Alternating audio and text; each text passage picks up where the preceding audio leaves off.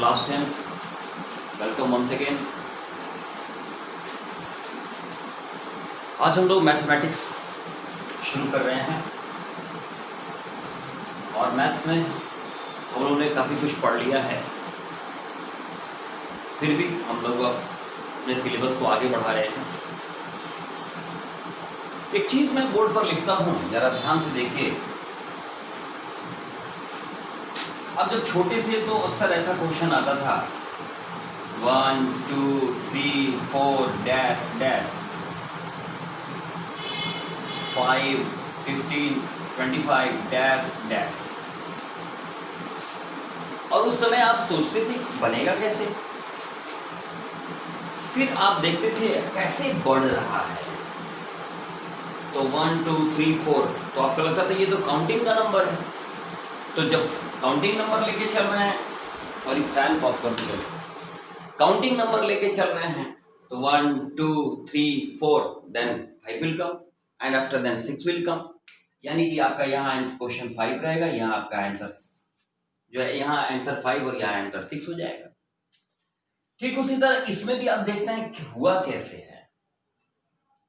तो आप सोचते हैं इन दोनों में क्या रिलेशन है, उस रिलेशन को आप समझ जाते हैं तो कहते हैं अच्छा 10 जोड़ा था, फिर उसके बाद 10 ऐड किया था, फिर अगले बार भी 10 ही ऐड करेगा तो चलो 35 हो जाएगा, अगर और 10 जोड़ देगा तो 45 हो जाएगा।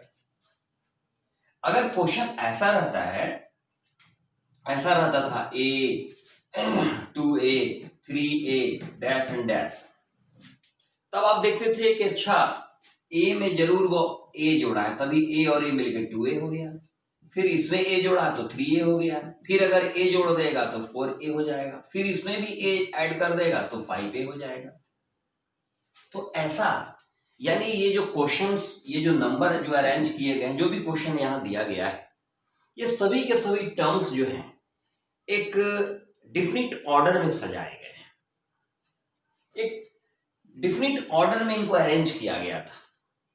तो जब भी टर्म्स को डिफरेंट ऑर्डर में हम अरेंज करते हैं तो ऐसे अरेंजमेंट को हम लोग सीरीज कहते हैं। इसका मतलब ये सभी सीरीज का एग्जांपल है। 1 2 3 4 हो, चाहे 5 15 25 हो, या a 2a 3a, ये सभी का सभी सीरीज का एग्जांपल होगा। लेकिन आप यहां देख रहे थे कि यहां पर जो गैपिंग जो आ रहा था वो गैपिंग एक नंबर होता था, यहाँ पे एक नंबर था, लेकिन यहाँ पर अलजेब्रिक टर्म था। तो इसको अगर हम हटा दें तो यहाँ दिखाई दे रहा है कि जो भी टर्म्स इस सीरीज में लिखे गए हैं उनके बीच में जो डिफरेंस चल रहा है वो एक नंबर का चल रहा है, एक कांस्टेंट का चल रहा है। तो जब भी सीरीज में लिखे गए या जो भी सीरीज बनाए जाते हैं उसमें लिखे गए टर्म्स के बीच में अगर कांस्टेंट का गैप चल रहा हो तो ऐसे सीरीज को हम स्पेशल नाम देते हैं अरिथमेटिक प्रोग्रेशन, जिसको शॉर्टकट में बोलते हैं एपी। तो एपी क्या है ये समझ में आ गया होगा। देखिए इस एपी पर ऐसा ही होता है, ज्योमेट्रिक प्रोग्रेशन, इन सब पर बहुत काम किया था हमारे एक इंडियन मैथमेटिशियन रामानुजन साहब ने, बहुत काम किया था। कुछ लोग बहुत जल्द दुनिया से चले जाते हैं, चाहे वो भारतेंदु हरिश्चंद्र हो, चाहे वो रामानुजन हो, चाहे विवेकानंद हो, बहुत अर्ली एज में ये लोग चले गए और बहुत सारे लोग हैं, और ये सभी अपने अपने फील्ड में अनोखा काम करेंगे। तो यहाँ मैथमेटिक्स से मतलब है, मैथमेटिक्स में रामानुजन साहब ने बहुत काम किया है और जो हम पढ़ रहे हैं इस पर भी उन्होंने बहुत काम किया है। तो अब आइए, जैसे मान लीजिए 2 4 2 4 6 8 10 dot dot dot dot dot 200, ऐसा एक अरेंजमेंट सीरीज लिखा गया है। लेकिन चूंकि यहाँ जो सीरीज जो लिखा गया उसमें जो भी टर्म्स यूज किया गया उनके बीच में कांस्टेंट डिफरेंस चल रहा है, इसलिए इसका स्पेशल, इस सीरीज का स्पेशल नाम है जिसको हम क्या बोलते हैं, एपी बोलते हैं। अब यहां पर हमको कुछ बातें पहचाननी है। ये एपी का पहला टर्म था, ये था फर्स्ट टर्म। तो जो फर्स्ट टर्म है उसको हम लोग ए से रिप्रेजेंट करते हैं, और किसी एपी का अगर लास्ट दिया गया है, यहां दिया गया है, तो ये लास्ट टर्म कहलाएगा, जिसको एल से रिप्रेजेंट करते हैं। और यहां देखिए सबका डिफरेंस सेम है, 4 से 2 को घटाइए या 6 से 4 को घटाइए या 8 से 6 को घटाइए, सभी का डिफरेंस जो है वो सेम है। तो सभी के लिए सेम है, इसीलिए इसको बोलते हैं कॉमन डिफरेंस। कॉमन डिफरेंस जो कि यहां पर कितना चल रहा है, 2 चल रहा है। तो 2 चल रहा है, तो ये पता कैसे चला? तो ये जो था वो पहला टर्म था यानी T1 था, ये दूसरा था तो T2 था, ये तीसरा था तो T4 था, ये T5 है, ये T5 है, पर T4 T5 ऐसे चलते जाएगा। लेकिन ये किस नंबर पर आएगा मुझे नहीं मालूम है। तो जो नहीं मालूम है उसको हम कह सकते हैं nth टर्म। उसे क्या बोल सकते हैं? nth टर्म, जिसको हम लोग यहां बताते हैं Tn से। कई जगह ये an भी लिखा रहेगा, तो उससे कोई फर्क नहीं है, अपना अपना रिप्रेजेंटेशन का तरीका है। तो यहां जो था, अगर हमें कॉमन डिफरेंस D, देखिए कॉमन डिफरेंस को D से दिखाया जाता है। अब क्लियर, सब लगभग सभी बातें आ गई हैं। फिर से एक बार बता दूं, ये जो फर्स्ट टर्म है इसको A से रिप्रेजेंट करते हैं, आखिरी टर्म को L से रिप्रेजेंट करते हैं।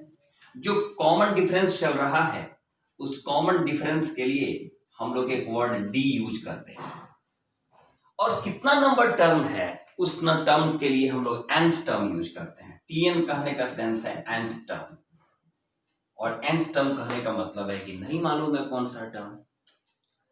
अब भाई, तो A, D, L या Tn, इन सभी में एक रिलेशन है।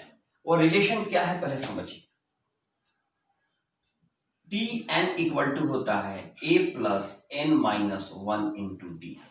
ये फॉर्मूला है, यानी जब भी मुझे nth टर्म निकालना होगा तो उसके लिए इस चीज को फॉलो करना पड़ेगा। जैसे देखिए, इसके लिए अगर हम बात करें, Tn के लिए फॉर्मूला ही बना दिया गया A plus n minus 1 into D. तो मान लीजिए हम पहला टर्म निकालते, तो क्या होता? A हमारा 2 रहता, n जो था वो 1 हो जाता, n का वैल्यू यहाँ 1 है, तो 1 माइनस 1 इंटू डी कितना का चल रहा है? 2 का चल रहा है। कोई बात नहीं, 2 प्लस ये 0 हो गया, 0 से 2 में मल्टीप्लाई करेंगे 0 ही होगा। इसका मतलब है कि पहला टर्म क्या हो गया? 2 हो गया। अगर हम T2 निकालने जा रहे हैं तो 2 प्लस n का वैल्यू यहाँ पर क्या लेंगे? 2 लेंगे, 2 माइनस 1 इंटू डी का वैल्यू जो भी, तो 2 प्लस माइनस करने पर 1 आएगा, 1 इंटू 2 यानी 2 2 जा 4। देखिए दूसरा टर्म 4 था। अगर T3 निकालना रहता तो 2 प्लस 3 माइनस 1 इंटू 2 यानी कि 2 plus 2 into 2, that means 2 plus 4 equal to 6 आएगा। यहाँ तीसरा टर्म क्या था? 6 था। अब इसी बात पर हम एक चीज बताना चाहेंगे। तो मान लीजिए किसी एपी का पहला टर्म A है और कॉमन डिफरेंस D का चल रहा है, तो निश्चित बात है अगला जो टर्म आएगा A प्लस डी आएगा, उसके बाद वाला A प्लस 2D आएगा, A प्लस 3D आएगा, A प्लस 4D आएगा, एंड सो ऑन। और ध्यान से देखिए, तो जिसको आप A कह रहे थे वो T1 था, A प्लस D T2 था, A प्लस 3D T3 था, A प्लस 4D 3D 4 था, A प्लस 4D T5 था। यानी कि T1 अगर A हो, कॉमन डिफरेंस D चल रहा हो, तो अगर मुझे T50 लेना पड़ेगा, निकालना होगा, तो क्या करेंगे? आप देख रहे हैं जितना नंबर टर्म के लिए आया है उससे एक कम D लिया है, यानी कि T5 का जब बात आया है तो चूंकि एक ले चुका था इसलिए एक कम कर दिया है, 5 की जगह पर 4D लिया है, तो वैसे ही 50 की जगह पर क्या लिखा है? 49D। अगर मुझे T100 निकालना रहता तो कैसे निकालते? हम लिखते A प्लस 99D। ओके, तो इस तरह जो है एक रिलेशन बन जाएगा। अब आइए इसके बाद हम लोग कुछ और आगे बढ़े। अब देखिए क्या है, इसमें सबसे पहला सवाल ये बनता है कि दिया गया टर्म एपी में है या नहीं है, ये कैसे पता करेंगे? तो दिया गया टर्म एपी में है या नहीं है, इसका पता एक ही चीज से चल सकता है कि कॉमन डिफरेंस सेम आ रहा है कि नहीं। अगर मान लीजिए पूछा जाए 9, 15, 21, 27 आर इन एपी, क्वेश्चन मान लीजिए दे दिया, तो ये एपी में है या नहीं है ये पता लगाने के लिए एक ही उपाय है, you will have to find common difference. अब देखिए T1 equal to 9, T2 equal to 15, T3 equal to 21, बस इतना ही चाहिए। अब आई फॉर एपी, अगर एपी की बात है तो T2 minus T1 should be equal to T3 minus T2, यानी कि कॉमन डिफरेंस इक्वल होना चाहिए। T2 यहाँ पर क्या है 15 है, T1 9 है, T3 21 है, T2 15 है। अब घटा के जरा देखिए, सब्ट्रैक्ट करिए, यहाँ भी 6 आया, यहाँ भी 6 आया, यानी कि कॉमन डिफरेंस इक्वल है। इसका मतलब है कि yes it is in AP, ये एपी में है।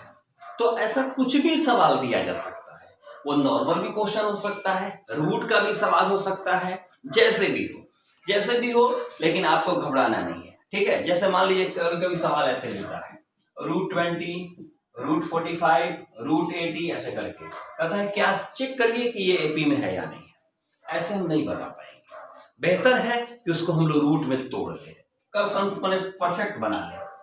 5 4 जा, 5 9 जा, 5 16 जा, ऐसे कर करके अब आराम से टूट जाएगा। 4 का √2 होता है 2√5, 3√5, 4√5। ये दैट मीन्स कि ये जो नंबर है ये इसी चीज के द्वारा रिप्रेजेंट किया जा सकता है, यानी कि √20 कहने का सेंस है 2√5, √45 कहने का मतलब है 3√5, √80 कहने का मतलब है 4√5। ऐसे करके हम इसको रिप्रेजेंट कर लेंगे। अब हम आराम से डिफरेंस निकाल सकते हैं। यहाँ T2 माइनस अगर T1 निकालेंगे तो 3√5 में से 2√5 जाएगा, क्या हो जाएगा √5। अगर T3 से T2 को घटाते हैं तो यहाँ भी आएगा √5।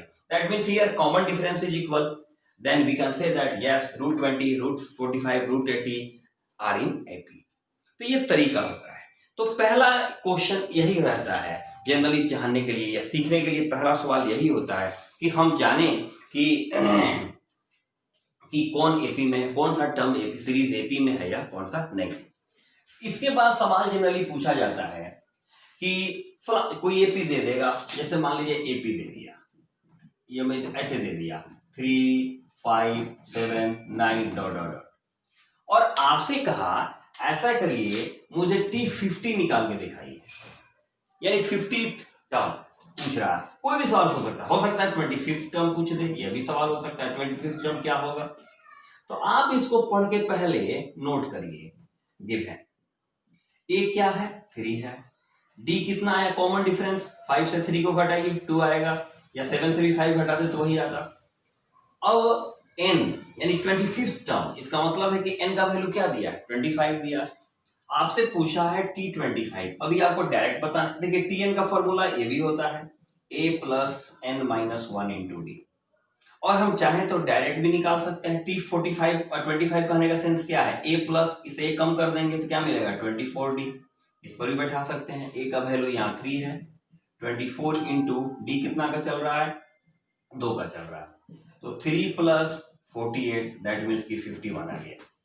अगर हम इसके द्वारा अगर बनाते तो कैसे होता 3 + 25 - 1 × d 2 का है, 3 + 24 × 2, 3 + 48 दैट मीन्स 51। बात वही हुआ, बस ये तरीका होता है। तो इसके द्वारा अगर हम लोग चाहें तो बहुत सारे सवालों को बना सकते हैं। तो आपका जो मैं देख रहा हूं RS अग्रवाल का 5A एक्सरसाइज जो मेरे पास है, जो भी है मैंने अरिथमेटिक प्रोग्रेशन चैप्टर का, मुझे दिखाई दे रहा है कि बड़े मजे से कोई अगर बच्चा चाहे तो 6 तक बना सकता है। एक्सरसाइज 5A अगर 5 नहीं दिया होगा तो quadratic equation AP arithmetic progression chapter तो दिया होगा, उसमें क्वेश्चन नंबर 1 से लेके क्वेश्चन नंबर क्या बताए थे अभी तक हम 6 तक, यानी कि 6 तक बड़े आराम से आप बना सकते हैं। ठीक है, तो नेक्स्ट वीडियो में हम इसके आगे बताने का प्रयास करेंगे। आई थिंक आपको वीडियो पसंद आया होगा, तो आप लोग इसे लाइक करें, शेयर करें, बहुत बार इसको वॉच करें। Okay, good night.